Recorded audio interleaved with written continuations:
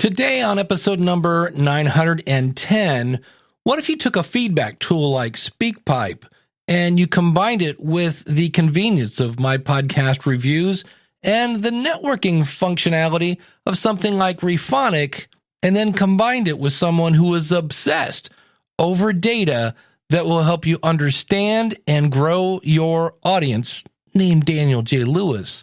Well, you get Podgagement, and that's what we're going to talk about today.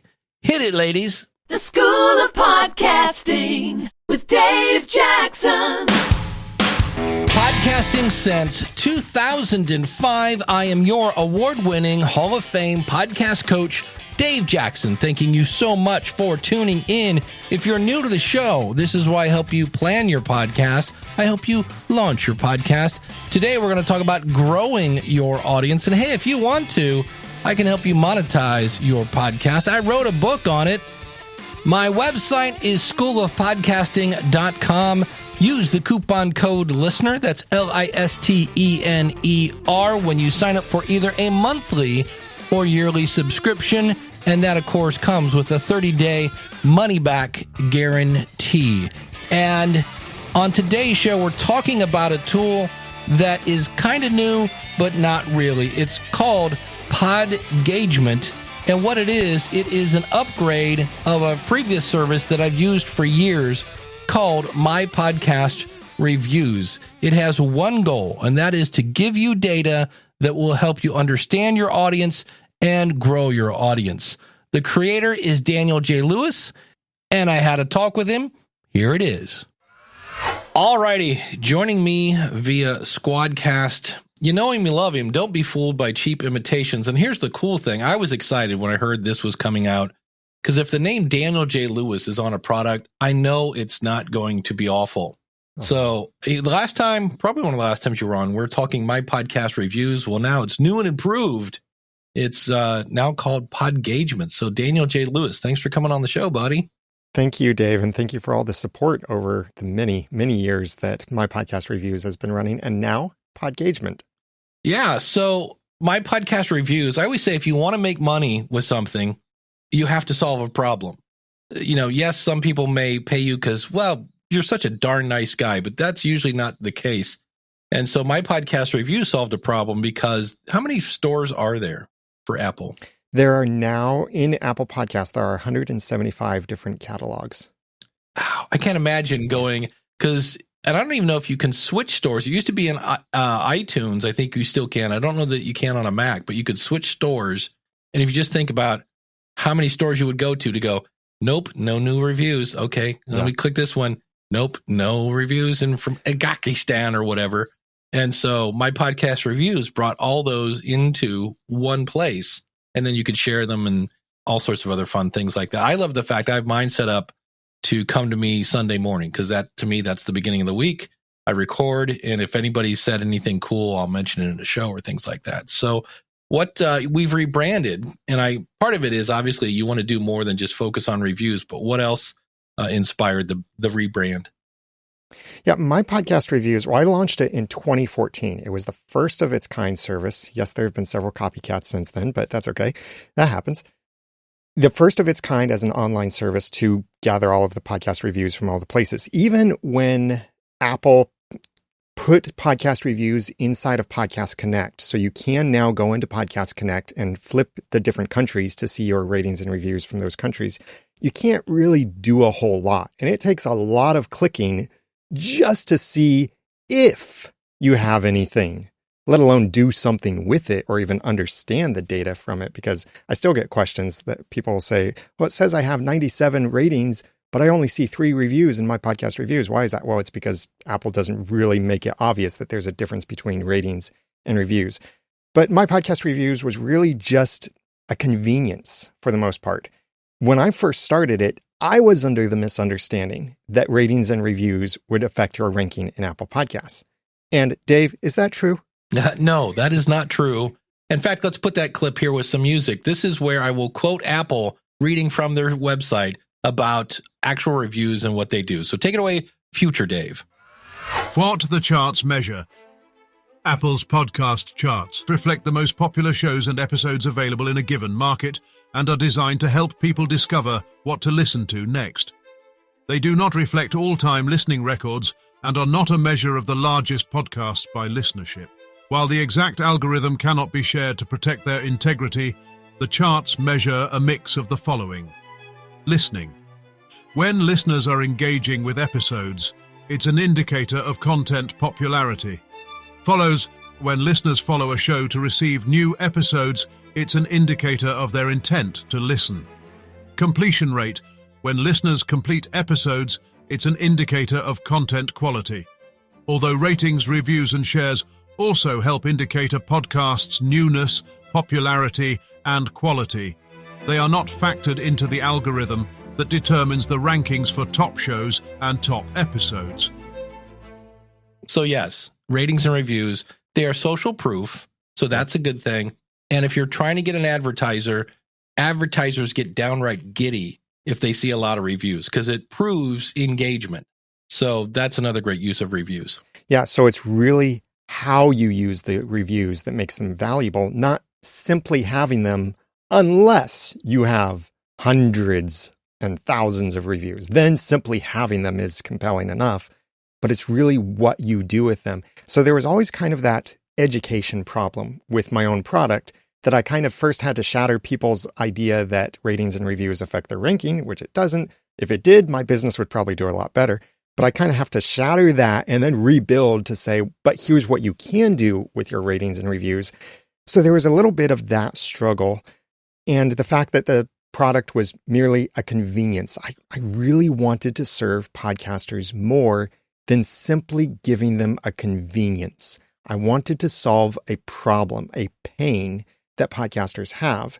And along the way, I wanted to rebrand to a product that would also check your chart rankings as well in Apple Podcasts, because everyone wants to know, where do I rank in such and such category? And that will be coming.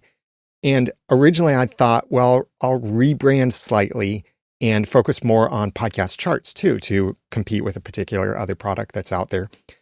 But while I started working on the rebuild, back in 2019, when I started actually sitting down to reprogram my podcast reviews, that's when I stumbled across data. Ooh, so much exciting data. And I was discovering all this kind of cool information I didn't know existed inside of Apple Podcasts, certain stuff that I found that I'm not sure if anyone else knows about some of this data that I found, maybe one or two other people in the world. But I started discovering this stuff, so I started collecting it. I built this whole engine to automatically collect it, and that turned into the podcastindustryinsights.com site, where it then displays some of this data. But all the while, I was collecting this data in a massive database and all of the charts from all of the international stores and like everything you could think of from Apple Podcasts, and storing it in a database that is now almost a terabyte in size, and just holding on to it to build what was coming next. And the name itself, My Podcast Reviews, had a problem because once I started putting out data and people like James Cridlin would quote from it for Pod News, it just didn't sound right when he would say, according to My Podcast Reviews, there are this many podcasts in Apple Podcasts. Well, what? Huh? Your podcast reviews showed you that? It just like doesn't quite make sense. So I wanted to rename it. I had other names in mind. I also wanted to shift the focus to adapt to where I saw the industry going, how I wanted to serve podcasters better, and also what I realized that nearly all podcasters want to get more popular. A lot of podcasters want to make money too. But to get both of those things, there's something more core to those things that you need, and that's engagement with your audience. Because if you don't have an engaged audience, your sponsor is not going to like you. If you don't have an engaged audience, you're not going to grow. If you don't have an engaged audience, then what are you doing your podcast for? And some people do their podcast literally only so that they can put their voice out there and they don't really care who listens, how many people listen. That's fine. Totally okay. But most of us want that engagement. Just think of that first piece of feedback you ever got, the first bit of praise or the first positive podcast review or anything like that. Dave, I think you have told stories before about the first piece of feedback you got from somewhere outside your local circle. Yeah, I was in the middle of nowhere, Ohio, in my brother's basement, and one of the first pieces of feedback, and this is really when I went, oh, wait a minute, this podcast thing is cool, and it was from Nuremberg, Germany. Hello, Dave. This is Michael from Nuremberg, Germany. And the guy's name was Michael Van Laar. And he was just like, hey, I love your show. Just want to say thanks so much and keep up the good work and that whole 9 yards. And I was like, wait a minute, he's where? My brother even said, he goes, did he say Nuremberg, Germany? And I go, yes, he did. And he's like, wow, that's cool. And I go, yeah, it is. So yeah, we kind of forget sometimes that podcasting is, it's global. And I wanted to enable that same kind of experience. That made a big impact on you. You still remember the specifics to this day, all of these decades later that you've been podcasting. And I wanted to give that same kind of feeling to the podcasters out there, to help them to make it easier for their audience to engage with the podcast, make it easier for them to collect that engagement and catalog it and use it for whatever use, whether that's in their podcast, getting sponsors, opportunities, any of those things.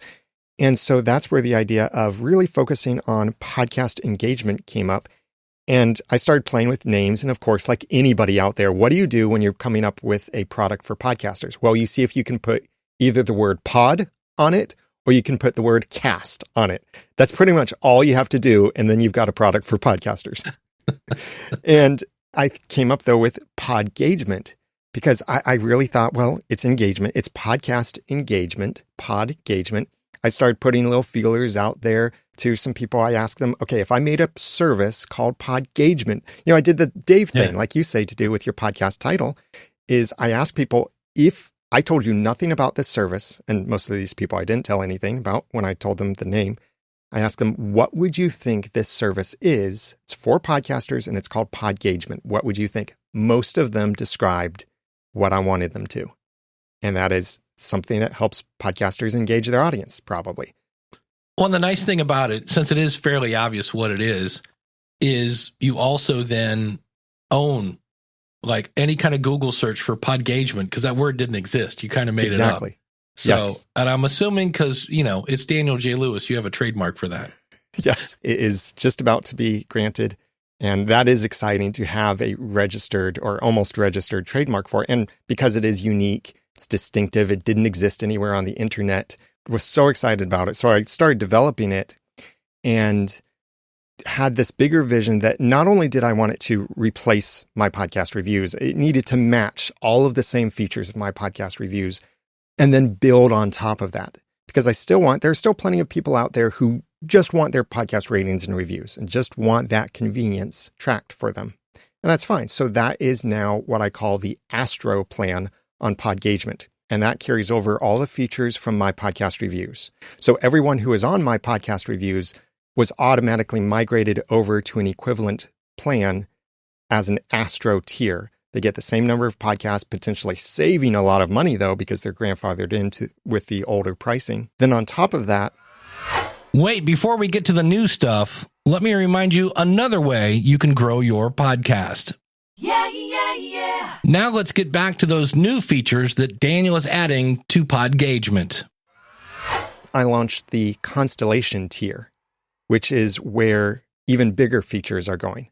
So like while the Astro tier is all my podcast reviews features, and there will be more features coming to it as well, like Goodpods ratings and reviews, episode level ratings and reviews from Podchaser, which I hadn't been able to bring in before, but I'll be able to bring in now, and working on Amazon Audible ratings and reviews and more, pretty much anything that I can get ratings and reviews from, except Podcast Addict. So please reach out kindly to Xavier at Podcast Addict to ask him to work with Podgagement.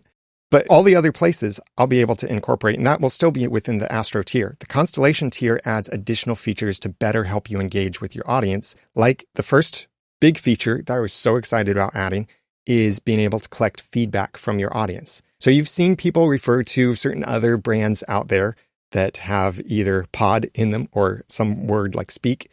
Those have existed for a while, but they've been lacking in certain things, I've felt. Like one of the ones that's been around the longest didn't really work for people who have more than one podcast. Well, with Podgagement, you get your own feedback page for every podcast that you add to the plan. So while the Astro plan has the lovethepodcast.com and followthepodcast.com pages where you can get people to leave you more ratings and reviews or get more people to follow your podcast, the Constellation tier adds castfeedback.com, which is where you can get your audience to send feedback to you. And when they visit that page, they can either write their feedback or they can record it. And when they record it, they can also write a message with it. So this is really handy where when people leave feedback, they're saying something like this: "Hi, this is Daniel J. Lewis from theaudacitytopodcast.com. Well, now you can ask your audience, please make sure you write any URLs that you say in your message, and that gets then attached to you as the podcaster. That written message gets attached with the audio message and transcript in the near future so that you can see that exact URL and you don't have to play it over and over and over and over again to try and figure out what they said or anything else maybe they want to include in a written form. Like maybe they forgot to say something in their recorded message, but they don't want to completely redo it or send another message. So they just add a little note, a footnote to it. So combining that kind of thing, there's even more coming in the future where it's going to come in, bring in your RSS feed and look at your latest episodes and allow your audience to pick which episode they're sending feedback for, or you can put in, eventually you'll be able to schedule upcoming things so people can choose that this is for a particular upcoming episode or a specific topic. So like perfect example, question of the month with School of Podcasting. You could have in there an always available question of the month option. So when they select that from the drop down, then all of that gets automatically filtered for you, Dave, on your side of the account, so that then you can very quickly see, here's all of the feedback that came in labeled question of the month, automatically categorized audio or written feedback that you can use for your podcast or for encouragement or whatever it is. So it's very easy for you. And that's the cast feedback feature. Nice. Now, is there any limit to the length of that? I should be very tentative and say right now, while it's still early and I need to just kind of see what kind of strain this sets on the system and costs for transcription eventually when I bring that in and such, right now there is no limit. I recognize there will have to be a limit just because I want to prevent someone from accidentally leaving the recording going. Yeah. And then you receive a 24-hour audio recording of silence. So there has to be a practical limit. It will probably be something like maybe 3 or 5 minutes, because really you think about it and that's about as long as you want the feedback from your audience to be. If it's audio feedback, it's 3 or 5 minutes. Yeah. So there might be something in there that you as the podcaster could select that, but I'm not planning for there to be any limits on how many pieces of feedback you can receive. Like some places will limit you on how many minutes or hours of content that you can receive. I'm not planning to do that kind of thing. As long as I can afford the transcription for it. That's the big deal.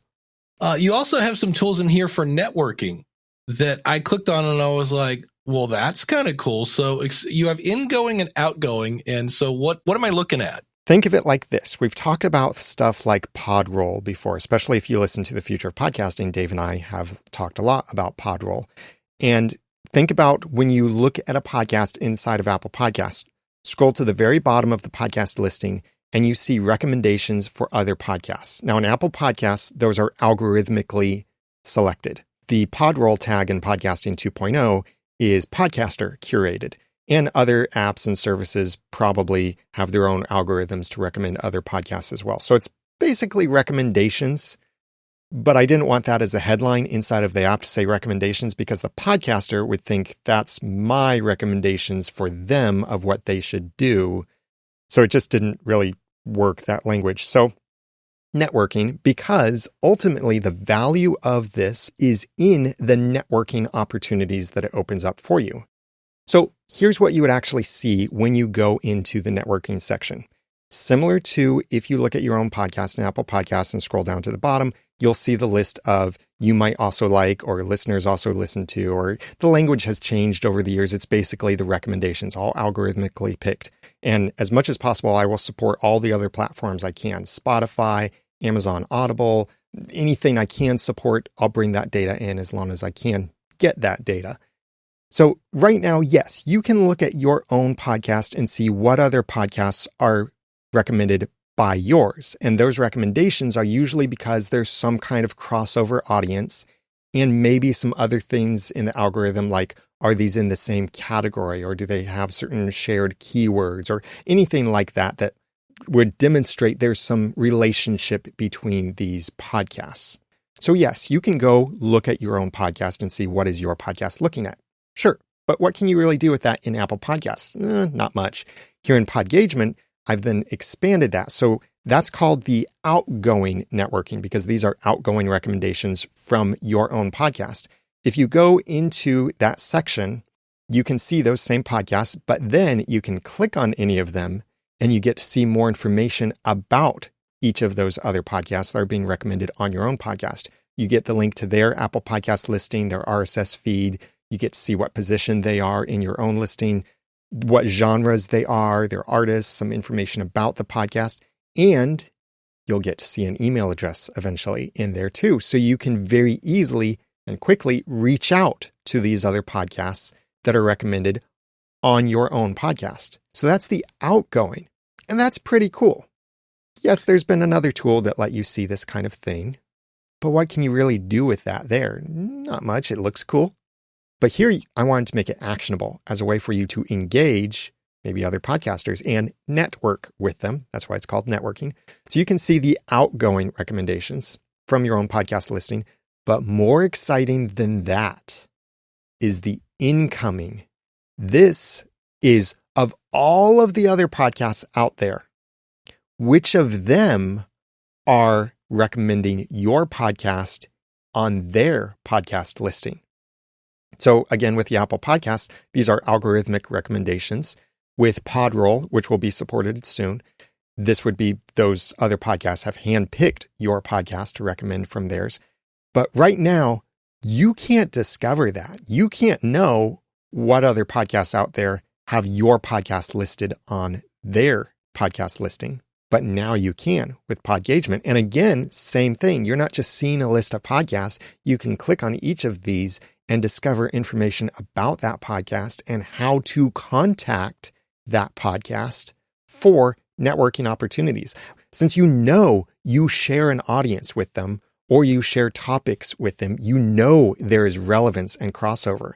Maybe you do some cross-promotion opportunities. Maybe you do cross-guesting with each other. They come on your show, you go on their show. Maybe this gives you some competitive analysis opportunities for you to learn how to be better, or to promote yourself to a sponsor, or opportunities better, or anything like that. There are so many things that you can do with this around this idea of treat it like networking. What kind of value can you get with networking with other people who are already pre-qualified as relevant to you and your audience? That's what this basically is. That's the incoming and outgoing networking feature that's already there. It's available for Constellation tier. Now, you also have a follow page and a love page. Yeah, so this is because I know that podcasters are on all different kinds of platforms and publishing tools and such. I wanted to provide things that would make stuff easier for them and easier for their audiences. So the love and follow pages come from the My Podcast Reviews feature as well, because these also exist on the Astro tier. So on the lowest tier, you get the follow and love pages. If you want to use my domain for it, it gives you something that's very actionable and very speakable. So here's the way that I tell people that you could say it. The love page is for your current audience, because that's who you want love from, is the people who already know you. The follow page is for people who don't listen to your podcast yet. So love is to get the love from them, ratings and reviews. The follow page is to get people to follow the podcast. So each of these landing pages are designed with those separate intentions in mind. So you can very easily speak these domains if you want to, like this. You could say, if you love the podcast, then please go to lovethepodcast.com/ and then you get to customize what comes after the slash. And that same thing, that slug, would also be applied to the follow page, where then you can tell people, make sure you follow the podcast so you don't miss a single episode at followthepodcast.com/ and then whatever your slug is. So it's very speakable, it's memorable, and these pages are optimized and smart because they know certain things. They know what kind of device the person is using who visits that page so that it displays only the options that are compatible with that person's device. Big example here. Apple Podcasts, for whatever reason, is still not on Android. So we don't show Apple Podcasts to anyone who is on an Android device because that would just confuse them. If they go there and they tap on that and you're telling them, hey, listen to the podcasts in Apple Podcasts. Well, you don't even have to say Apple Podcasts. You just say, follow the podcast through followthepodcast.com/whatever. And then that delegates the further details and the further choices to that landing page that then automatically displays only what's actually compatible with your audience's device. Or even like in the case with Apple Podcasts, it's Apple Podcasts on all Apple devices. It's still iTunes on Windows. So the iTunes app does still exist. So even though the link is exactly the same, what the pages do then is it simply changes the logo and the name. Instead of saying Apple Podcasts for Windows users, it says iTunes for Windows users because that's the app they have. And even if you don't want to use the domains that I provide for you or customize your slug, you can simply forward to these things. Like I know, Dave, you do schoolofpodcasting.com/follow forwards to followthepodcast.com for your podcast. And now I have control over the button color and some other branding options there. So nothing against purple, but it didn't really go with my brand. And then if you go to schoolofpodcasting.com/subscribe, that goes to your WordPress plugin. That's a whole other episode. So that way I'm covered either way. And you can even add on both of these pages, you can add a video. Yeah. Begging them, please follow my show. Yeah, you can add a video or your own welcome message to these pages, and there will be more customization options in the future too.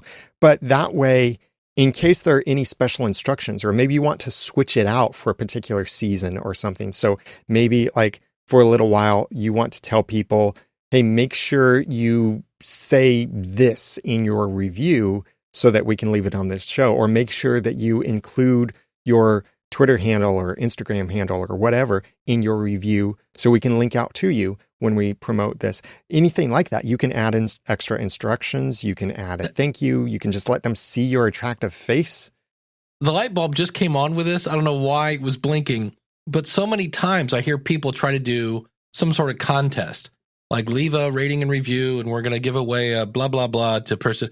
And then they're like, all right, and the winner is Jim Mom 37BXK. And then you have no way to get back to that person. Is there a way that we can somehow know who left that now? Does that get solved? I'm working on that. Or even a way that people could, if they don't want to use any of these podcast apps, that they could give a rating and review directly through your Podgagement account. You mentioned a contest.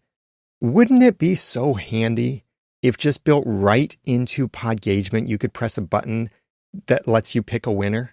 Wouldn't that be handy? Yes, that is coming. That's been on the feature request for a while. That is coming. Nice. What else is coming? So there are all kinds of things that I am planning to build into this and tweaking along the way. Like even just adding the feature that was highly requested for a while that people could embed their reviews on their site. Well, now you get an iframe embed code.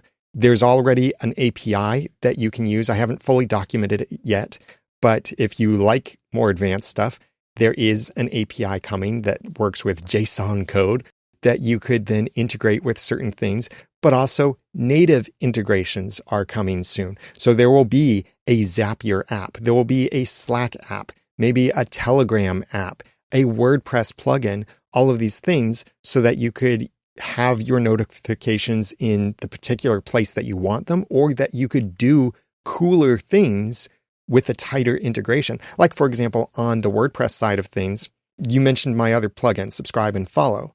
Well, Subscribe and Follow is getting long in the tooth right now, and I have some pending updates with it, maybe even just replacing it with a WordPress plugin from Podgagement that would do a similar thing, but have the smartness of Podgagement behind it, where on your WordPress site, you would eventually be able to have the buttons that are then smartly shown or hidden based on the visitor's device. Also being able to maybe automatically embed your top reviews on your site so people could see them right there, embedding a feedback widget on your site. All of this stuff is so much easier to do when there's an API that allows programs to talk to each other. And there's also plenty that you can do with your own API, that you could make your own Zapier integration or build it into your own WordPress plugin if you wanted to, or something like that. That's already available too. That's on all the plans. More coming in the future. If you've seen the movie Idiocracy, then you know about electrolytes. And it's got electrolytes. Well, the electrolytes of the modern web is AI. Look, Daddy, teacher says every time a bell rings, a new AI-powered app launches on AppSumo. That's it. Frosted Flakes, now with AI. Yeah. They're great. Yeah, so. And I'm not wanting to add AI just so my app will have electrolytes with it. For a long time, I've wanted to do certain analysis on your ratings and reviews and give you insights from that. And I had no idea how I could ever possibly do that without learning a whole new industry. Well, AI is going to enable me to do that kind of thing. So in the future, in 2024, I'll be able to integrate AI into this so it can look at all your ratings and reviews and maybe point out to you, this is what people really like. This is what people don't really like. Also, some other things that, while there are plenty of other really good apps out there that will help you plan and create your content better, or even somewhat promote your content better, again, I want to focus on helping you engage your audience and grow your podcast.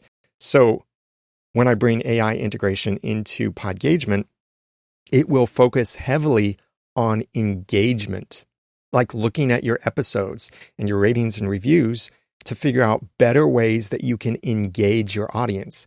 Maybe it's certain posts that you could put out on Twitter or Facebook, Instagram that ask engaging questions around the content that you talk about inside your podcast, or anything else like that, really focusing on engagement, not content creation, because you've already created the content, but helping you to do more with that content, especially engaging your audience and growing your podcast. More platforms will be coming. I have more verb pages that I have reserved. More things will be coming. More ways that even you'll be able to monetize your podcast through Podgagement. Some of that I'm still working on. Also, this whole thing with Podcasting 2.0 and cross-app comments, whatever we figure out with that, and that's still way up in the air, whatever's determined with that, I'm going to bring that into Podgagement so that you'll have a comments section as well, so you can engage with people through the comments on your episode, the cross-app comments with Podcasting 2.0, whenever that standard is figured out. Also charts, like you're being able to see where you rank inside of Apple Podcasts under different categories, and featured sections like new and noteworthy or what's hot or certain what's trending sort of stuff. I can analyze that now and track that for you. And search engine optimization tools, like being able to see where does your podcast rank inside podcast apps for these particular terms. We'll be able to track that soon for you. And even just certain data that already exists, displaying that on a timeline. Like we were talking about the incoming and outgoing networking stuff. And when you click on one of the podcasts, like one of the incoming podcasts, one of the things that you see is your position in that other podcast's recommendations. And that's important to know. Like in Apple Podcasts, maybe it shows at first without scrolling. Maybe it shows only the first 5. So you want to know, are you in the first ones? Are you the number 1 listed under there? Well, you can see that number as it stands right now. And I'm waiting to build up more history for this. You will soon be able to see how you've moved in those positions, or even get notified when you show up on someone's podcast for the first time in their listing. So more notifications, more charts, more graphs, more ways that can bring in this information. And even if your podcast hosting provider offers their own API for stats, I want to bring in their stats too. This is very, very limited right now. Like Blueberry offers an API, I know. OP3 offers an API. A couple of other places offer APIs for the stats for your podcast, a private API, and that's it. But for those who can, I want to bring in those stats too, so that you could potentially get all your stats that you need from this one site. Now, that wouldn't include everything like the proprietary stats from Apple Podcasts and such, but would give you a lot. And especially trying to tie these things together so that, going back to the whole purpose of this, the tagline for Podgagement is to help you engage your audience and grow your podcast. If I didn't know better, I would think you actually like data. You can't see him. I can see Daniel. When he talks about this stuff, he lights up like a Christmas tree. I'm like, okay. Well, you mentioned right now there's the two different plans. You've got the Astro and the, is it Constellation? Yeah. Yeah. So the one thing we haven't talked about is how much is this going to grab out of my wallet? So what's the going price on those? Yeah, so to make it easier for podcasters, especially those who just didn't quite fit into certain molds before, Podgagement now charges per podcast, and it's a flat rate. So you can know if you have this many podcasts, just multiply the monthly or yearly rate times that, and that's exactly how much it would cost. So right now, the Astro plan is $4 per month per podcast, and you get 2 months free if you sign up for a full year. And the Constellation tier is $9 per month per podcast. And again, you get 2 months for free if you sign up for a year. And if you're thinking, well, I want the Astro features for most of my podcasts, but I really like the Constellation features for one of the podcasts, I've changed the terms of service now that every podcast is charged the same amount. You can sign up for multiple accounts if you want to. So if you want to separate the notifications or you want Constellation features for some of your podcasts but not others, you can sign up for multiple accounts if you want. Or in the future, I mean, there are bigger things in the universe than constellations, right? So in the future, there will be bigger plans, especially for networks and agencies that can white label some of this stuff, that can delegate certain things. Like, I always want the reviews for this podcast to automatically go out to my client. I don't want to have to touch it at all. I just want it to automatically go out and be white labeled with my business name on these notifications. That's coming 2024, maybe 2025. We'll see. That would be the Galaxy tier coming, and so much more. I'm excited about this. And yeah, you say I'm excited about data. I'm really excited what you can do with this stuff. Beautiful. Well, if you want to check it out, Daniel does have an affiliate program, and I have an affiliate link, and you can find it at schoolofpodcasting.com/PG. Daniel, congratulations. It's hard to stay focused on something that hard, that long in some cases, and you made it happen, and congratulations on that. Again, you can check it out, schoolofpodcasting.com/PG. And if somebody has, like, if they have a question, where's the best place to come find you? Best place to reach me, go through podgagement.com. Daniel, thank you so much. Thank you, Dave.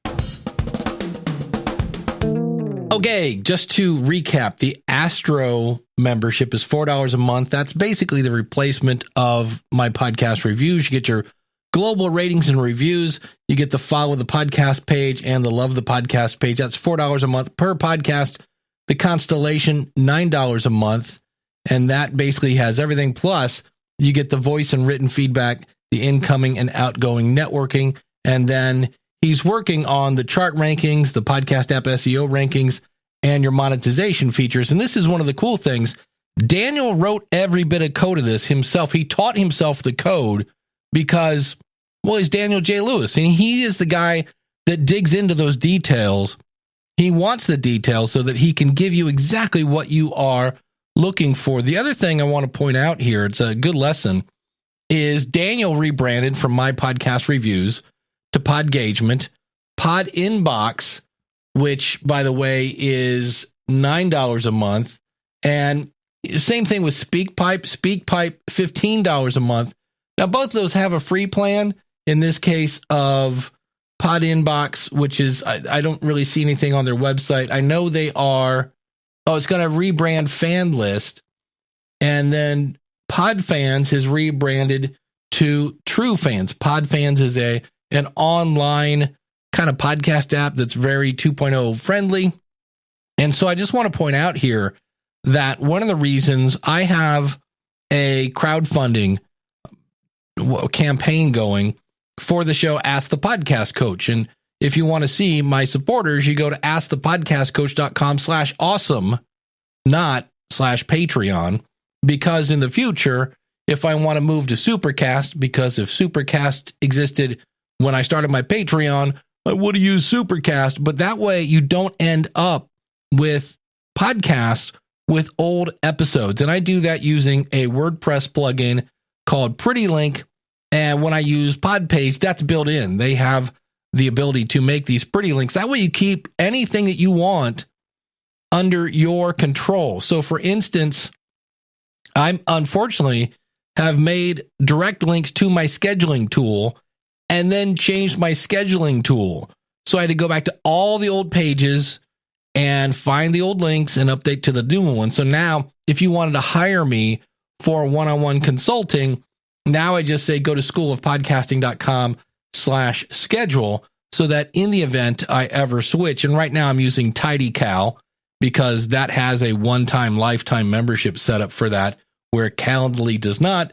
But you want to do these things that anything you might change, like your email address, your scheduling tool, anything that's a service outside, you don't want to send them to their website.com/your whatever. Now, Daniel does have the love the page and things like that.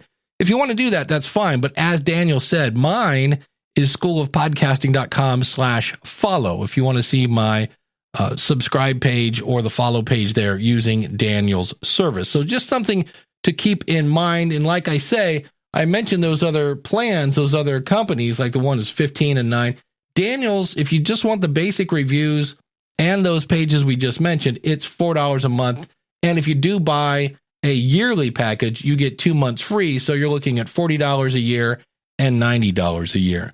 Links are out in the show notes. And that's the last thing I want to mention is I realize we're talking about something that's fairly visual. So if you go out to schoolofpodcasting.com/910, you will see a video that I made showing off what we're actually talking about.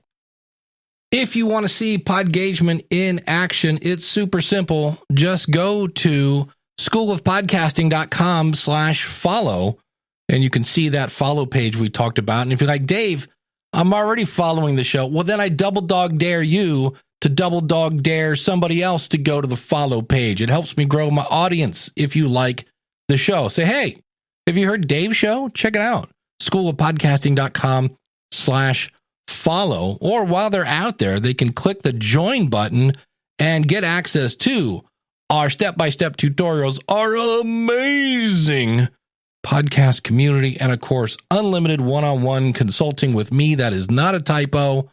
And a 30-day money-back guarantee. Next week, it's back. It's the last episode of the month.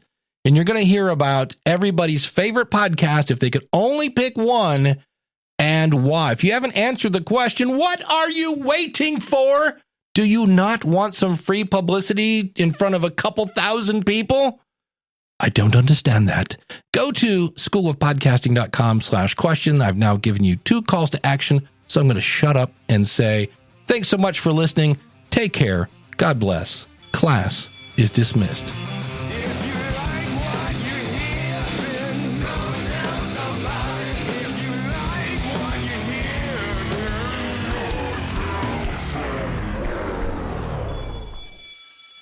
Podcasting since 2005. I am your something. What is it? I am your award-winning Hall of Fame podcast coach. There we go. If you're new to the show, this is where we help you plan. Really? I can't get my mouth together. This is where we... And I realize a lot of what we're doing today is very visual. So if you just go out to schoolofpodcasting.com/ Yep. 910. What do I win? Oh, good, you're still here. We totally just glossed over the fact that Daniel and I do a show together called The Future of Podcasting, where we take all that podcasting 2.0 stuff that you kind of go, I have no idea what they're talking about. Yeah, and we break it down so that everyone can understand it. And if you're looking to add, maybe this might be your first income stream, we've got a video right on the front page, futureofpodcasting.net, that shows you how the longer your audience listens, the more money you make. Yeah, and it takes all of 10 minutes, if that, to set up. Check it out, futureofpodcasting.net. Oh, crap, that's another call to action. Oh, man.